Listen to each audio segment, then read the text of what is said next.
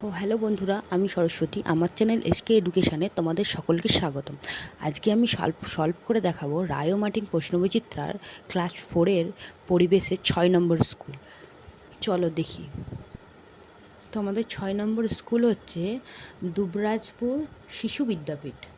এখানে কয়েন নম্বর হচ্ছে বাতাসে যে গ্যাস সবথেকে বেশি পরিমাণে থাকে সেটা হলো নাইট্রোজেন গ্যাস। শীত দ্বারা নেই এমন প্রাণী হচ্ছে কেঁচো। কাঠ একটি কঠিন পদার্থ। শিল পড়ে কোন সময়? বর্ষার সময়। তারপর ডান দিক থেকে বাঁ দিক মেলাও। এখানে হচ্ছে কি আমার সজারুর হচ্ছে গায়ে কাটা থাকে। এটা হচ্ছে ক। খ হচ্ছে হাতির সুর ও দাঁত থাকে। তারপর হচ্ছে ভাল্লুকের থাবা ও নখ থাকে। আর হচ্ছে গরুর শিং থাকে।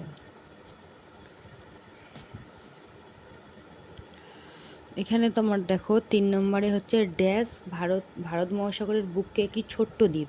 মরিশাস ভারত মহাসাগরের বুকে একটি ছোট্ট দ্বীপ। তারপরে খ হচ্ছে ড্যাশ ঋতুতে খুব বৃষ্টি হয়। বর্ষা ঋতুতে প্রচণ্ড বৃষ্টি হয়। অন্ত্রের যে অংশ বাকি খাবার হজম হয়ে থাকে তাকে ক্ষুদ্রান্ত বলে। বাটখারা দিয়ে কোনো জিনিসের ভর মাপা হয়। তারপরে 4 নম্বরটা বলেছে জীব ও জড়ের পার্থক্য। দুটো ঘর দিয়ে দিয়েছে। জীবের প্রাণ আছে, জড়ের প্রাণ নেই।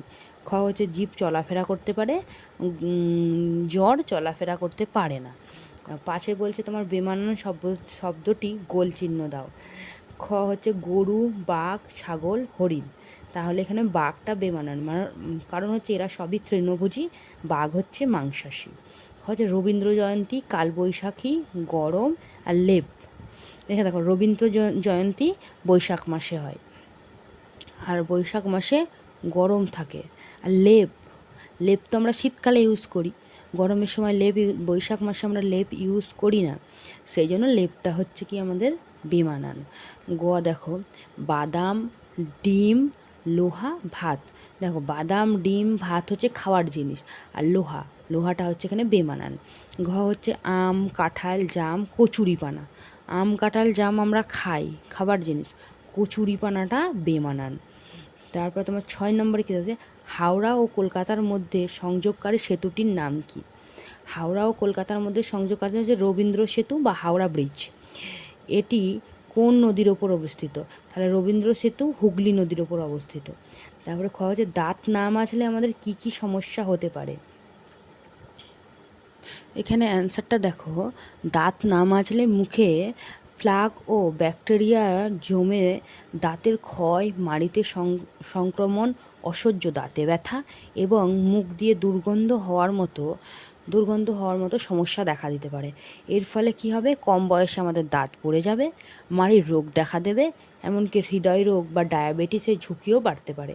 এই জন্য আমাদের দাঁত মাজা অত্যন্ত জরুরি একটি কাজ বা অত্যন্ত গুরুত্বপূর্ণ একটি কাজ। তারপরে আমাদের হচ্ছে একটি পরিযায়ী পাখির নাম হচ্ছে খঞ্জনা